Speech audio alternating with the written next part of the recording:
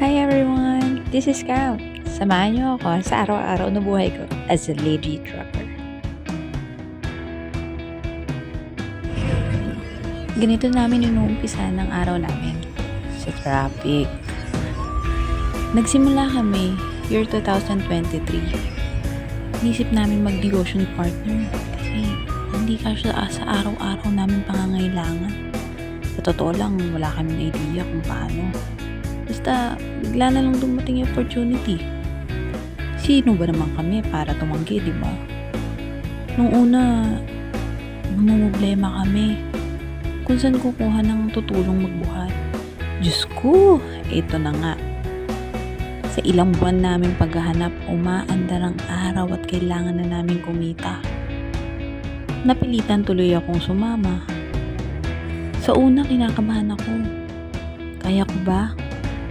Pero ito na nga, sa tagal-tagal, nakaka 1 year na kami.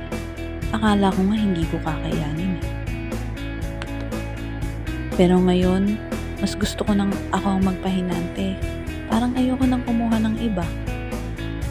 Na-realize ko din na mas makakatipid kami na pwede namin gamitin pang gastos sa bahay, sa mga bata, magbigay sa parents ko. Kaya kahit mahirap, tinitiis namin.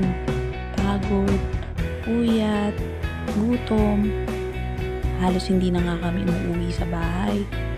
Uuwi lang kami pag kukuha ng damit, maliligo, magtutoothbrush. Pero most of the time, nasa sasakyan kami.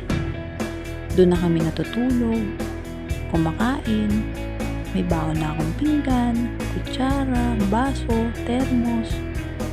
Para hindi na namin kailangang mag-rent ang hotel pag malayo yung mga babiyahihan namin. Mahirap, pero masaya. Basta gugustuhin mo.